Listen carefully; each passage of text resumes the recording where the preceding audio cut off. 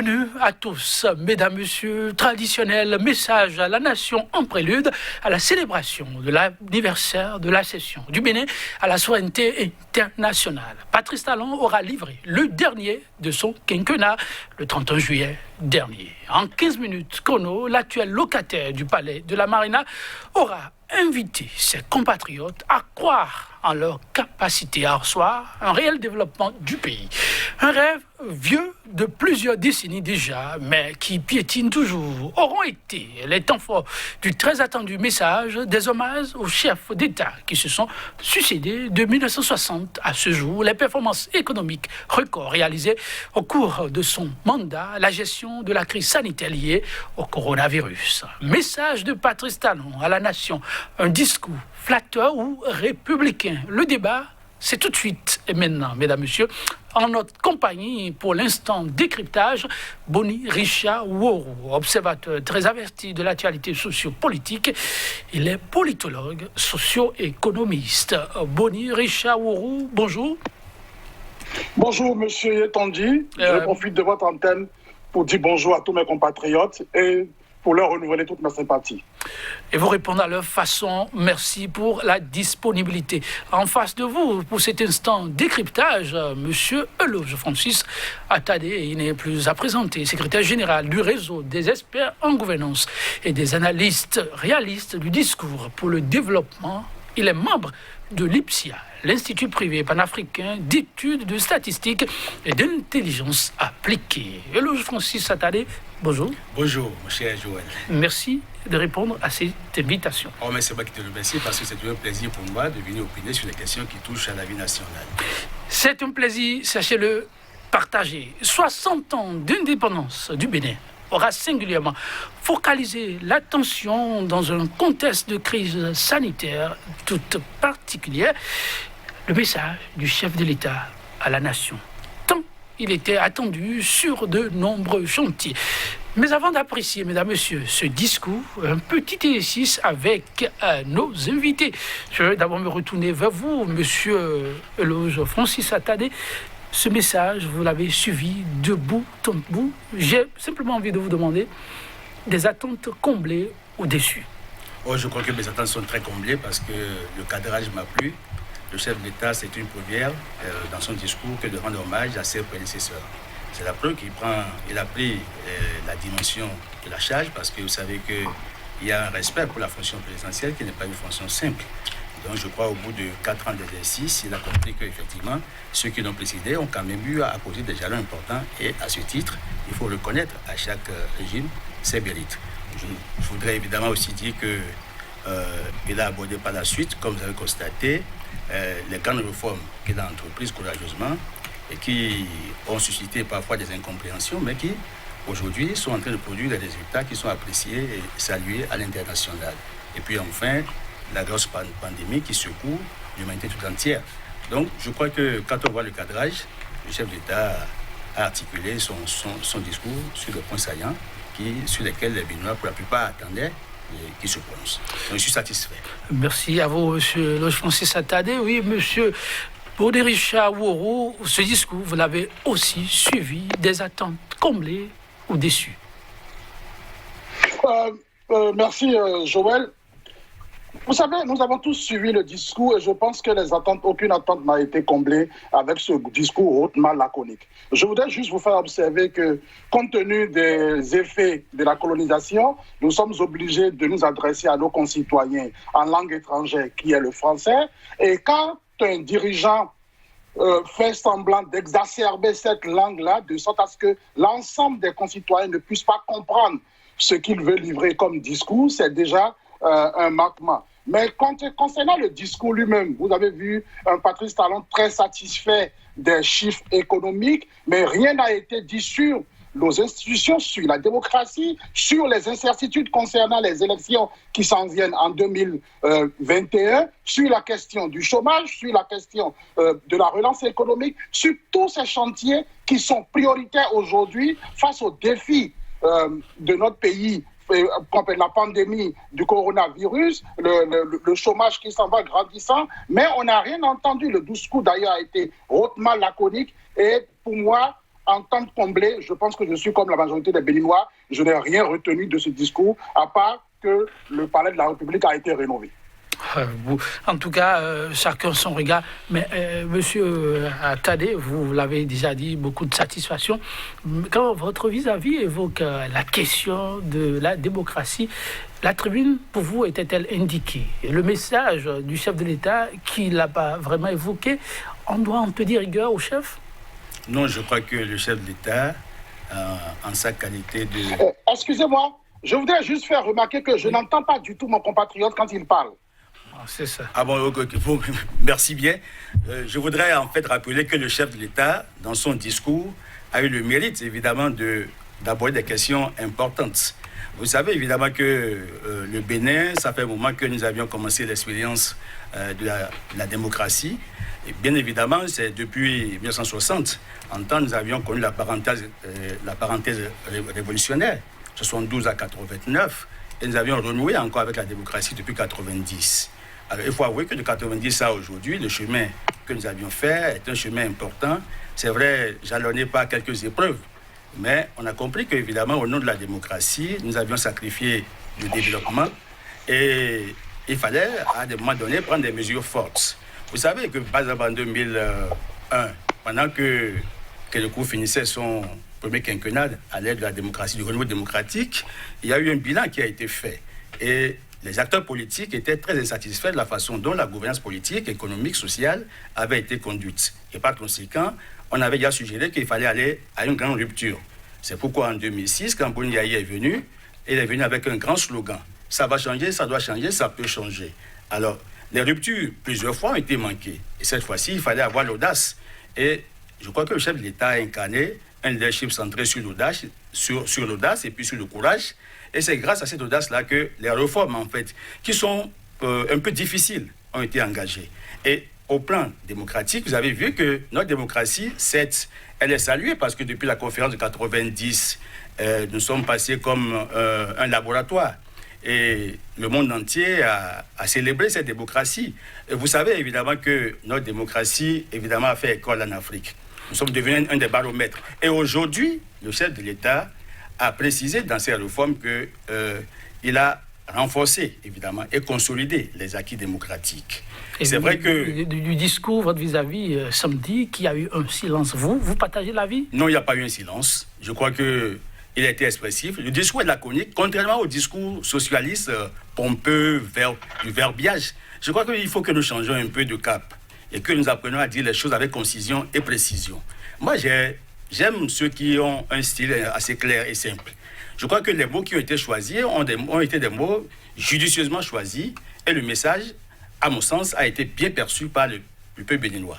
Je crois que le peuple béninois, même le bas peuple, c'est-à-dire pour prendre le pôle au Bénin, il faut aller par exemple vers le CHU, voir les conducteurs de taxi-moto, il faut aller vers les vendeuses pour voir quelles ont été les impressions qui se dégagent après le discours du chef de l'État. Au-delà du discours, en fait, il y a des actes qu'il faut saluer. On va venir sur les actes, le chef en parlait. La question de la démocratie, j'ai bien envie de vous faire un autre exercice avant de revenir sur les grands pans de ce discours. Oui, monsieur Richard Ouourou, vous parlez de démocratie, 30 ans de marche démocratique, c'est bien ce qui est désormais inscrit au tableau de la marche républicaine au Bénin. Alors, de quoi cette démocratie a-t-elle aujourd'hui besoin pour mieux s'extérioriser?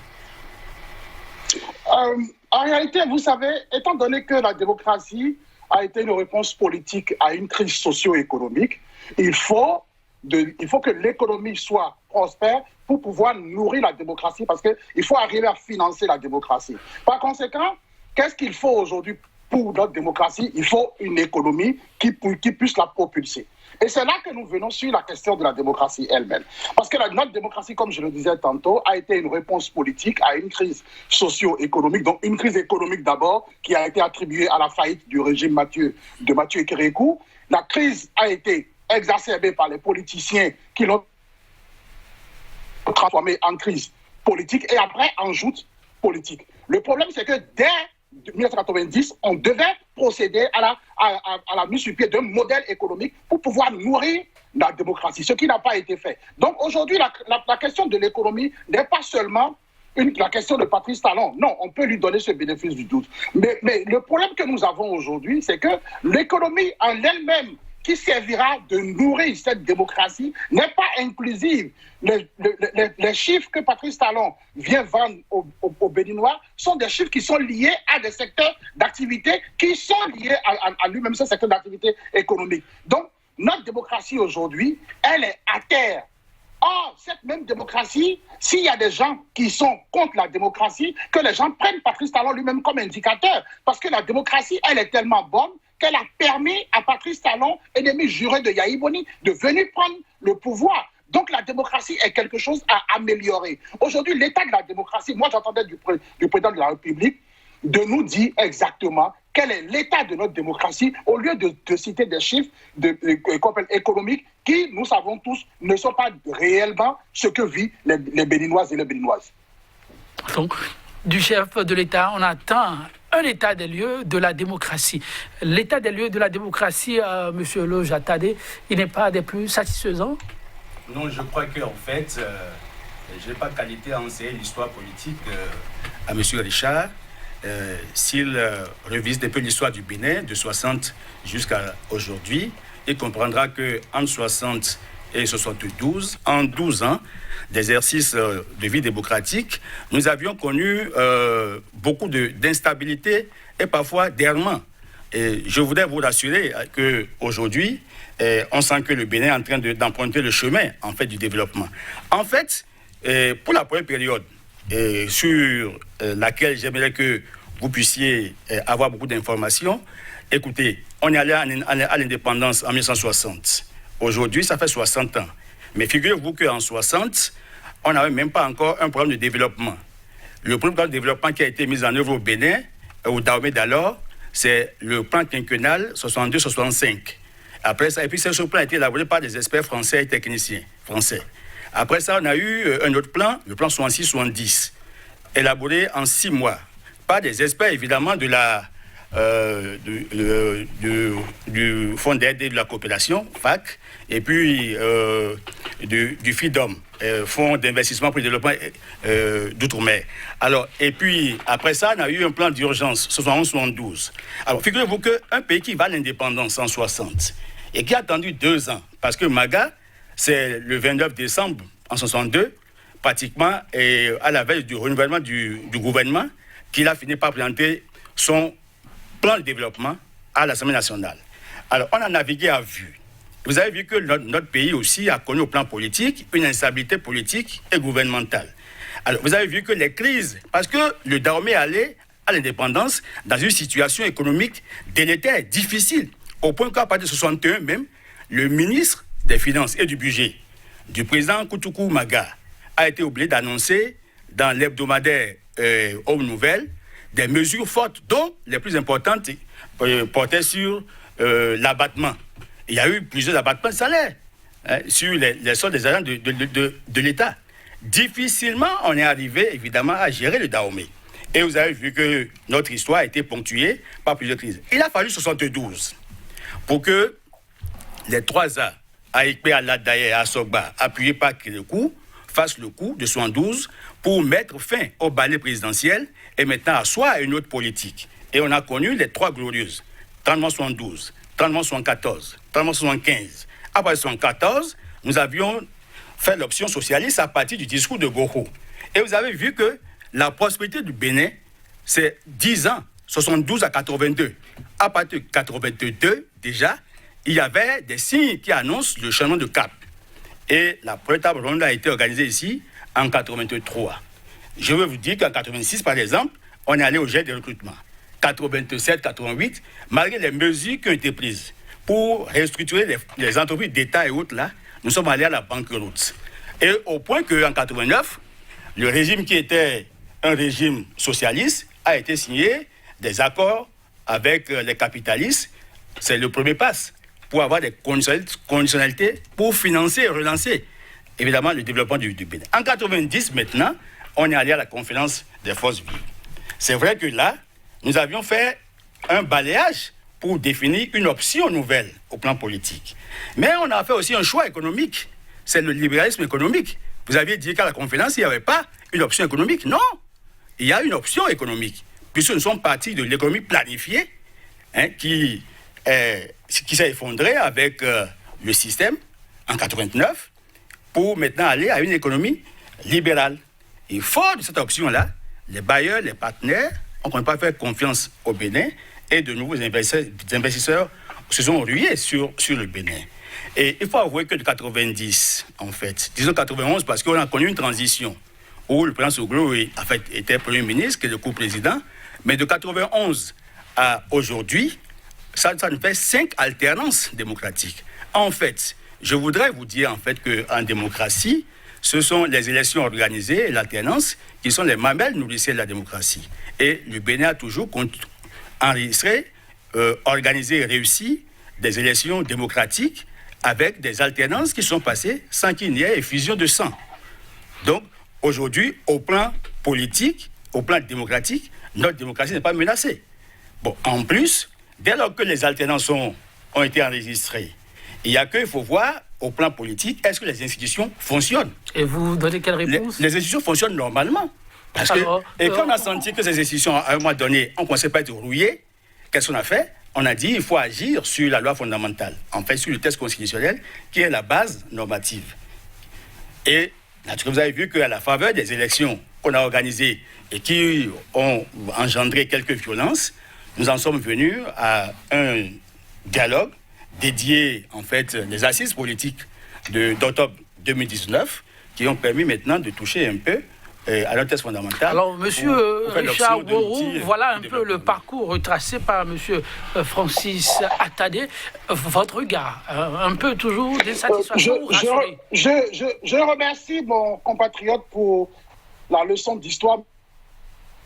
Je ne pense pas qu'elle soit importante dans le contexte actuel. Parce que vous voyez, ce ne sont pas des questions de valeur, des questions politiques qui meublent le cœur du débat. Ce qui meuble le cœur du débat aujourd'hui, ce sont des divergences sur des questions d'intégration des populations dans les politiques publiques, sur des questions de la structure de l'économie. Le libéralisme est vague sur la question de la structure de l'économie et de la structure de notre démocratie, donc au niveau des institutions. Tout ce que le monsieur vient de citer, de 1972 à 1900, je ne sais pas trop, je n'étais pas né en 1972, mais ce que je veux dire, c'est que ce qui est intéressant à observer, c'est que nous sommes aujourd'hui sur la question des disproportionnalités, des inégalités. La question économique aujourd'hui, elle est au cœur. Pourquoi? Parce que, vous voyez, quand Patrice Talon parle des chiffres de la croissance, c'est très important d'observer cela. Puisque ce qui arrive aujourd'hui, c'est que, vous savez, dans les couloirs des ministères des Finances, au niveau des institutions internationales, il y a ceux-là qui pensent que pour aller à une croissance rapide, il faut procéder à des ajustements structurels qui sont favorables à l'investissement étranger. Et c'est comme ça qu'on peut lutter contre la pauvreté. Or, c'est faux. Ce que nous disons, et c'est pour ça que je dis, il faut bien écouter l'opposition et les autres qui parlent, parce que la question n'est pas centralisée autour d'un concept, mais il est à l'intérieur de façon à disséquer ce qui est à l'intérieur de ce que c'est que la démocratie. Parce que ce que nous disons, c'est que la question doit être sur la question de la distribution et de la redistribution. Qu'est-ce que cela veut dire à l'échelle d'un pays? Ce que nous avons aujourd'hui, c'est que nous avons quelques secteurs qui sont liés essentiellement au secteur d'activité du chef de l'État, donc du coton et du porc, qui font de la croissance. On va élever cette croissance-là à l'échelle du pays. Mais ce qui arrive, c'est que les revenus de cette croissance-là sont automatiquement réexportés à l'extérieur du pays, parce que les gros secteurs, les gens qui évoluent dans ces gros secteurs-là réexportent, puisque la plupart du temps, c'est des montants qui ont été accumulés de façon frauduleuse. Donc, on va réexporter ça à l'extérieur du pays. Ça provoque une crise économique d'origine financière permanemment à l'intérieur du pays. Ce qui fait que les gens se demandent matin, midi, soir, nous n'avons pas d'argent parce qu'il n'y a pas de liquidité. Puisque l'économie, de façon triviale, c'est la somme des transactions. Donc, il faut pouvoir faire des transactions. Pour faire des transactions, il faut qu'il y ait du revenu, il faut qu'il y ait un pouvoir d'achat, il faut qu'il y ait de l'emploi. Mais il n'y a pas d'emplois, depuis que Patrice Talon est arrivé au pouvoir en 2016, est-ce que nous pouvons compter le nombre d'emplois qui ont été fermés, le nombre de personnes qui sont mises à la rue, le nombre de limogeages qu'il y a eu? Quel est le chiffre des inégalités? Quel est concernant la relance économique, quel est le plan clair de la relance économique? Au niveau de l'Assemblée nationale, qui est devenue désormais la chambre d'enregistrement des désirs du pouvoir, comment est-ce qu'on explique pourquoi est-ce que les populations ne sont plus en droit d'avoir un regard sur l'endettement du pays? Puisque l'endettement n'est pas individuel, l'endettement est collectif. Pourquoi est-ce qu'on n'a plus le droit d'avoir un regard sur l'endettement? Alors, quand on regroupe tout ça à l'intérieur d'une leçon d'histoire ou qu'on veut juste faire passer ça pour de la démocratie, ce n'est pas une question de démocratie. Il faut disséquer la démocratie, il faut dire point par point ce qu'il y a dans la démocratie, qu'est-ce qui a été fait et qu'est-ce qui reste à faire. Et c'est sur ça que je voudrais entendre mon compatriote. Ok, la balle relancée à M. Attadé, mais avant votre réaction, le chef de l'État, en présentant lui-même le tableau, n'a-t-il pas déjà tracé la voie?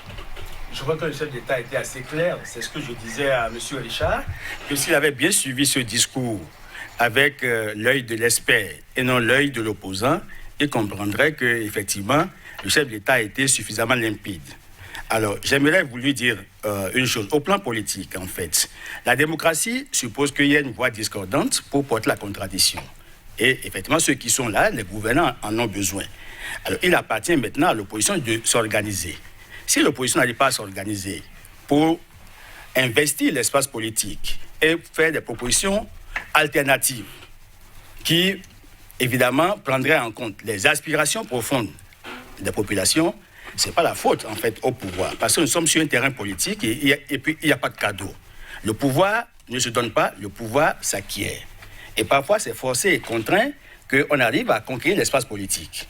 Premier aspect. Second aspect, au plan économique, j'aimerais dire à M. Richard que, en fait, c'est les options que l'on fait.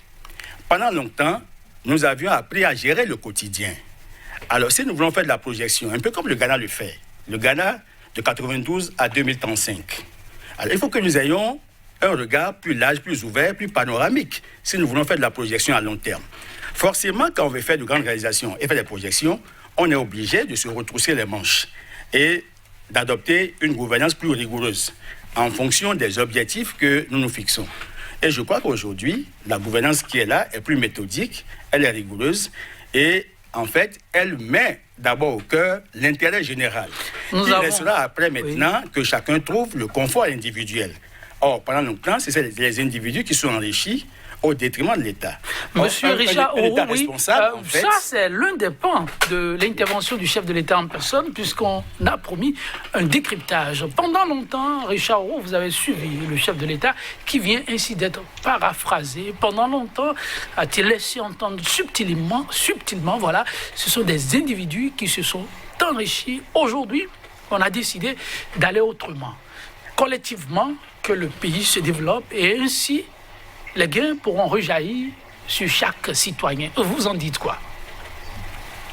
Je pense que ce n'est pas de cette façon-là que collectivement nous pourrons nous enrichir. Parce que, laissez-moi vous dire une chose. Aujourd'hui, qu'est-ce qui se passe? C'est que quand vous prenez la croissance de la production du coton, elle est déjà problématique. Parce que pour produire du coton, il faut comprendre que ce sont des intrants. Donc, ce sont des produits qui détruisent l'environnement, qui permettent de produire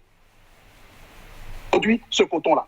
Quel est le plan B que l'État a? Parce que dans 10 ans, les terres ne pourront plus produire. Les personnes qui sont dans le Nord, qui ne pourront plus aller, qui n'ont pas eu de formation, qui ne pourront plus aller sur ces terres-là, vont devoir se déplacer. Il y aura une masse exode rural vers les villes. Ces personnes, est-ce que la ville aujourd'hui est prête à les accueillir? Parce que si la ville n'arrive pas à les accueillir, qu'est-ce qui va arriver?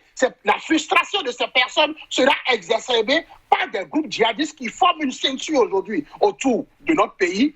Et c'est comme ça que nous formons nous-mêmes les Boko Haram de demain. Donc, ce que je suis en train de dire, et je vois que mon compatriote s'évertue à me parler de l'histoire.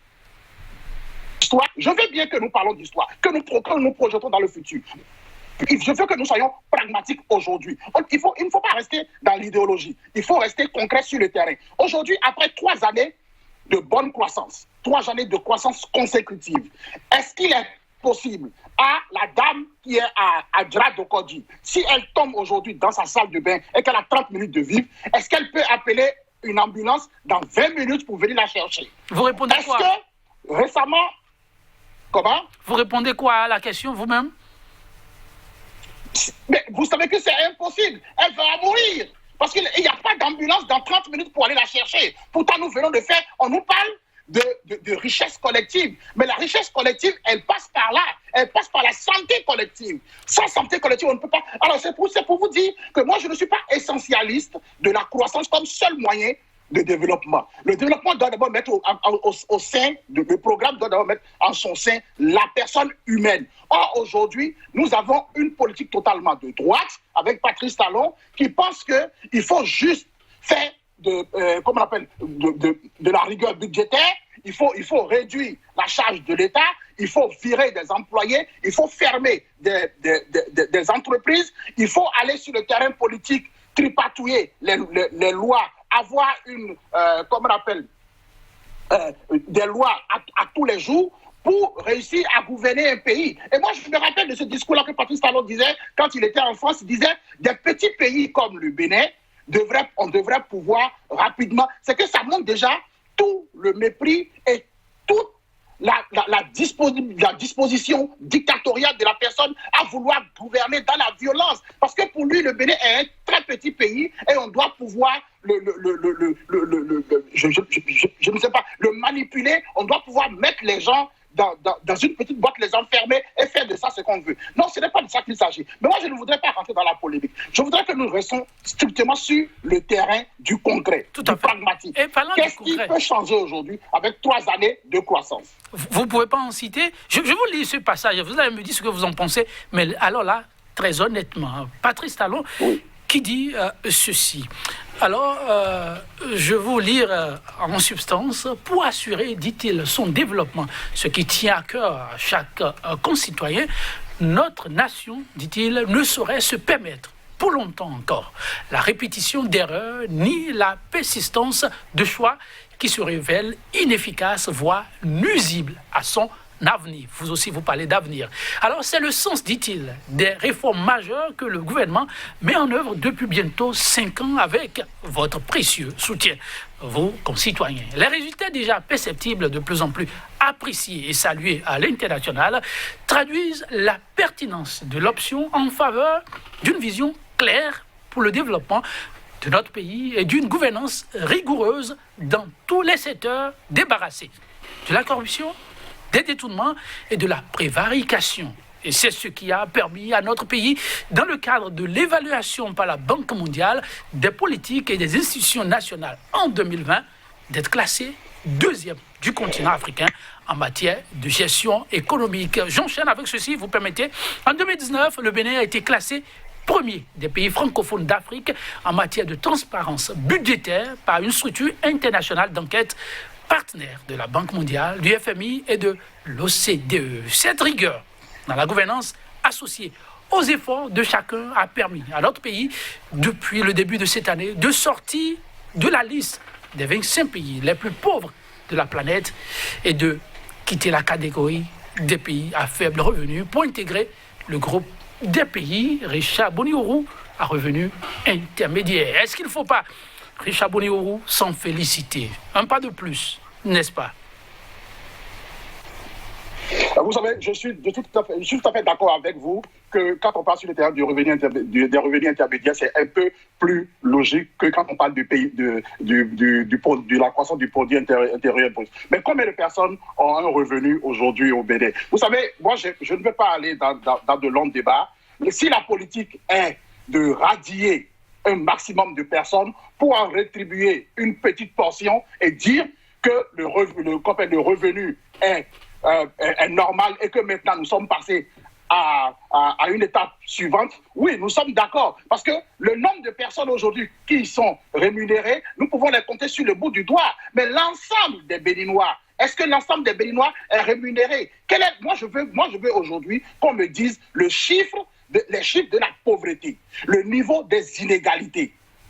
C'est de ça qu'il s'agit. Quels sont les chiffres du chômage? Quels sont les chiffres de la pauvreté? Quel est le niveau des inégalités dans le pays? Revenu national brut et croissance du PIB ne veulent rien dire tant qu'on ne peut pas les comparer à des chiffres qui ne satisfont pas le pouvoir. Pourquoi est-ce que nous sommes obligés d'aller tout le temps sur le terrain de la satisfaction? Pourquoi est-ce que nous ne voulons pas voir là où il y a des choses encore à faire et il y a énormément à faire?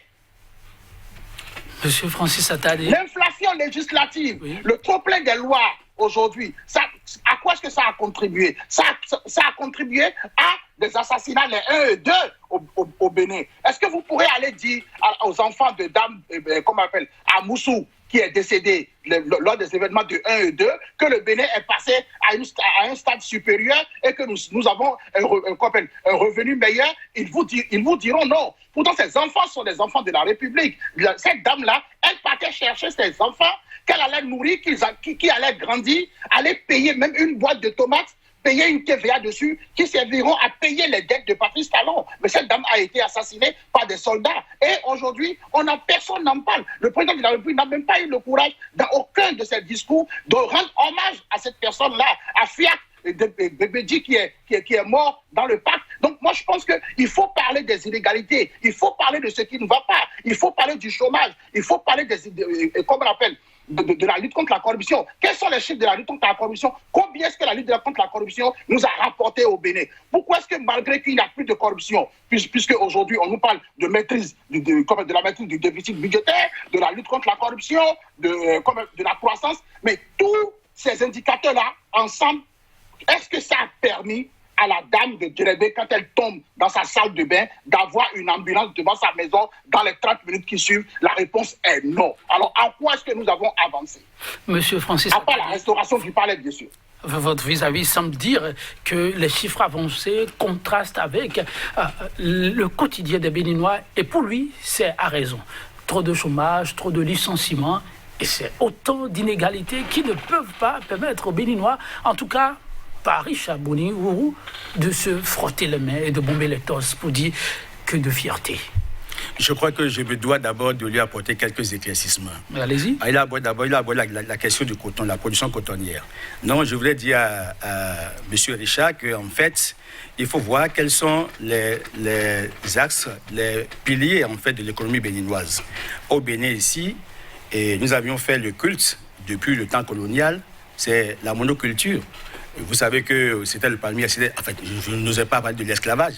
Mais après ça, nous sommes allés à la culture du palmier à huile. Et c'est ça, on a voué une culture au palmier à huile. Par la suite, c'est le coton qui a pris le relais à partir de 1975. Et aujourd'hui, c'est un label. C'est l'or blanc chez nous. Puisque nous avions une économie qui n'a pas été suffisamment diversifiée. Or, il faut aller à la diversification de l'agriculture pour aller à la transformation structurelle de l'économie, pour nous rendre un peu plus autonomes. Premier aspect. Et le coton, il faut avouer que le coton a connu quelques bonheurs.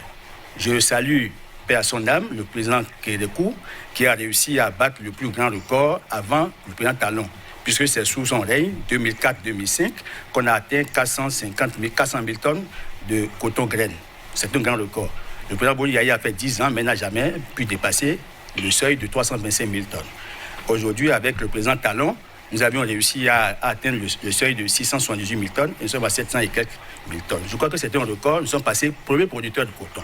Alors, il faut tenir compte évidemment de ce qui apporte des devises.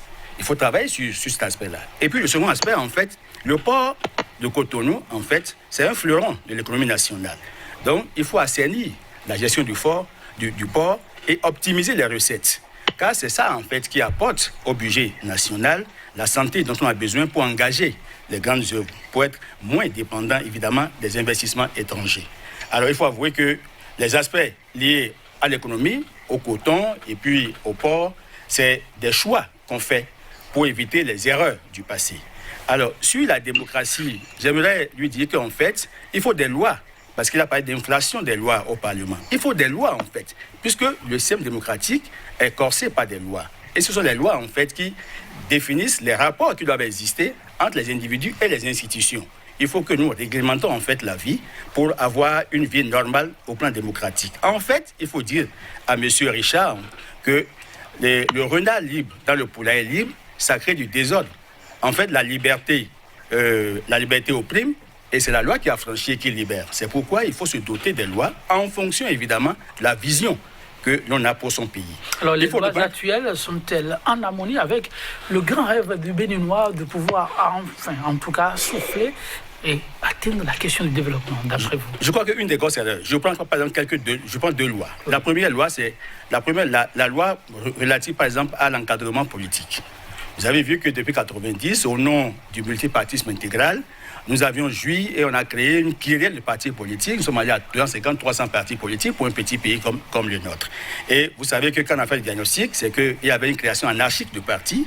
Et il y a l'agent qui dictait sa loi dans la vie politique. C'est ce que j'ai appelé à un moment donné ici l'hyperpuissance de l'argent. Mais il y avait aussi le mal transhumant. Bon, il fallait corriger évidemment les travers de notre démocratie. Si nous voulons être en fait un modèle pour que le monde entier continue de nous accorder le crédit, nous sommes obligés d'aller à des tests législatifs qui permettent d'encadrer un peu l'activité politique. Parce que le Bénin est un pays particulier. Je suis obligé parfois d'interroger l'histoire pour vous apporter des éclaircissements. On prend le bon chemin maintenant. Je crois que nous sommes sur le chemin vertueux. Et c'est ça qu'il faut louer.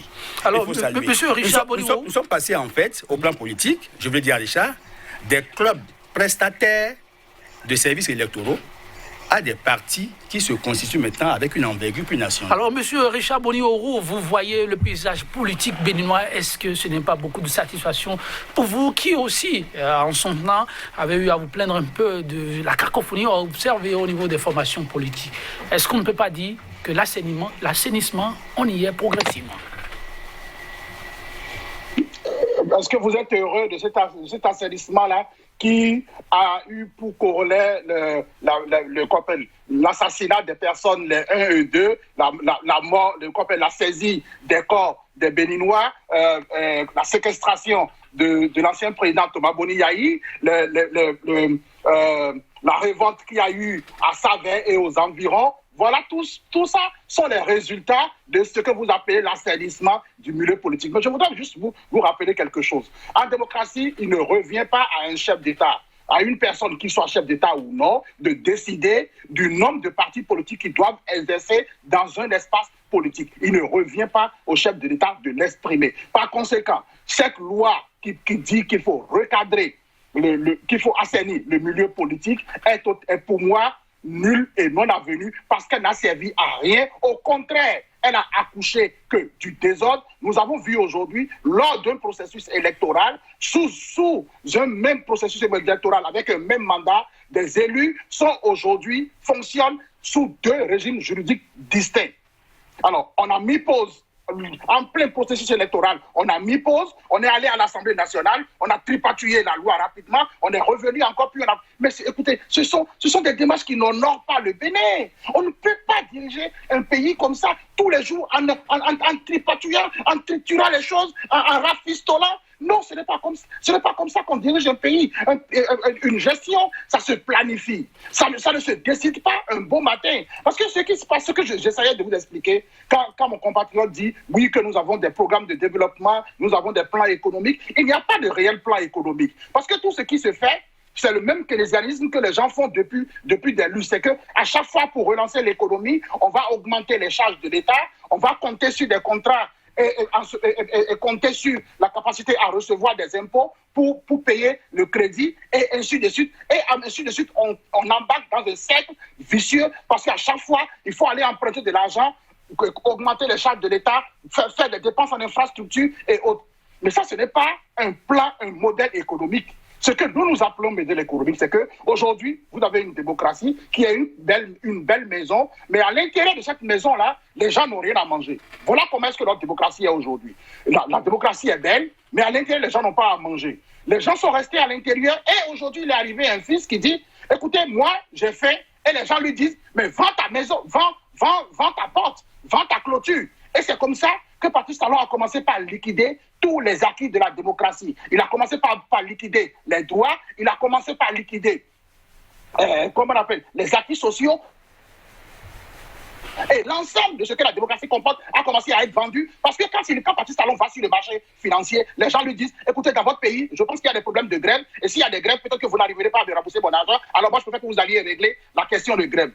Quand il rentre sans aucune vision, qu'est-ce qu'il fait? Il fait d'abord une réforme politique pour mettre à l'Assemblée nationale ses partisans et ensuite maintenant il introduit une autre réforme pour retirer les droits de grève et il retourne sur le marché financier et dit bon, vous m'avez dit qu'il fallait plus de grève et les gens lui disent mais non, ce n'est pas ce qu'on t'a dit, on ne t'a pas dit d'aller maintenant faire le lit à la révolution parce que le problème c'est que quand vous retirez subrepticement le droit de grève aux gens, vous faites maintenant le lit à la révolution. Par conséquent, on vous prête de l'argent sur le court terme mais à des taux exorbitants. Et pour que vous puissiez rembourser maintenant, il faut abattre une pression fiscale sur la tête des populations pour pouvoir récupérer de l'argent rapidement et aller rembourser les prêts. Donc, tous les jours, vous allez montrer votre poitrine sur les marchés financiers. Les marchés financiers vous dites leur loi, c'est ce qu'on appelle l'effet de la dépendance à l'international. Vous dépendez de l'international, ils vont vous dicter les réformes à faire. Ces réformes-là sont totalement néolibérales. Elles ne sont pas compatissantes auprès des populations qui vivent dans la misère. Il n'y a pas de politique de distribution, ni de politique de redistribution. Monsieur Richard, la richesse est partie. Monsieur oui, Richard, je vous écoute. Pour tous ceux qui craignent comme vous, Patrice Talon n'a pas manqué d'apporter des éléments de réponse. Je le cite, il dit « Nous avons toutes les raisons d'y croire, même si chacun ne ressent pas encore dans son quotidien tous les effets réels de ces performances qui pourtant améliorent déjà sensiblement la satisfaction de nos besoins basiques comme l'eau, l'électricité, les soins de santé, l'éducation, les routes, toutes choses préalables au développement collectif et à l'épanouissement individuel. Boni, Woro, Patrice Talon, le quinquennat tire à son Oui, je suis tenté de vous demander, est-ce qu'il ne faut pas se dire que Monsieur Joël on peut se rattraper, on ne peut pas passer tout un mandat de 4 ans à donner que de l'eau et de l'électricité de façon partielle. Parce que on parle de l'eau et de l'électricité, vous ne savez pas dire que... Oui, mais écoute, quels sont les chiffres de l'eau et de l'électricité? Puisque personne... Moi, je pense que Patrice Talon est quelqu'un de très élégant. Et quand on est élégant, on vient avec des chiffres, on vient avec des données rationnelles, on ne vient pas faire de la langue de bois. Quels sont les chiffres de la répartition de l'eau sur le territoire national? Est-ce que nous avons des chiffres? Non. On parle toujours des chiffres du PIB, mais personne ne nous dit quels sont les chiffres de la répartition de l'eau sur le territoire national. Combien de personnes aujourd'hui sont concernées par l'eau qui est apportée par Patrice Talon sur le territoire national? On ne nous donne aucun chiffre. Le courant est partiel. Est-ce que l'ensemble du territoire national est couvert en électricité? La réponse est bien évidemment non. Et je vais vous dire, on ne peut pas passer 4 ans à faire des robinets et à mettre seulement de l'eau. En 4 ans, on doit pouvoir définir une structure rationnelle pour l'économie et définir une structure pour la politique. Quand on a tout brisé, on cherche à tout reconstruire. On ne brise pas pour venir dire Monsieur oui, Richard j'ai commencé à reconstruire. Le temps est complètement parti. On va devoir conclure. Je donne d'abord la parole à monsieur Loja Tadé. On se reverra sans doute sur la question. Vous avez tous tant à dire. Votre conclusion sera? Je voudrais simplement dire à M. Richard qu'en fait, il n'y a pas eu retrait du droit de grève. Il y a eu peut-être encadrement. Et puis, c'est encadrement du droit de grève.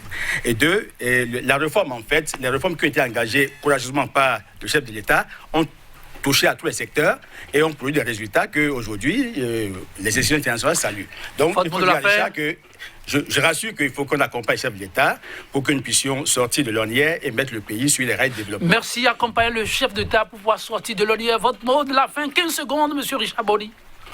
Je remercie mon compatriote pour la qualité du débat. Je suis très fier d'avoir débattu avec lui. Et je pense que nous ne sommes pas ici pour donner des coups d'épée à M. Patrice Talon. Au contraire, la critique a des vertus. Elle permet au moins de voir là où nous n'avons pas évolué et d'essayer de corriger. Donc, je suis béninois, je suis fier d'appartenir à mon pays et je veux que mon pays se développe. Et j'espère que les compatriotes seront autant critiques que moi-même. Je vous remercie. Merci à vous, M. Richard Boni Aourou. Merci également à vous, M. Francis Tadé. Chers téléspectateurs, merci. Un débat parmi tant d'autres. Demain, c'est un autre jour. On retrouvera d'autres plateaux, pourquoi pas, dans la même logique appréciée. 100% Bénin pour le numéro du jour. En fausse compagnie sur ce proverbe africain. Le soleil qui brille n'ignore pas un village parce qu'il est petit. Prenez soin de vous et à très bientôt.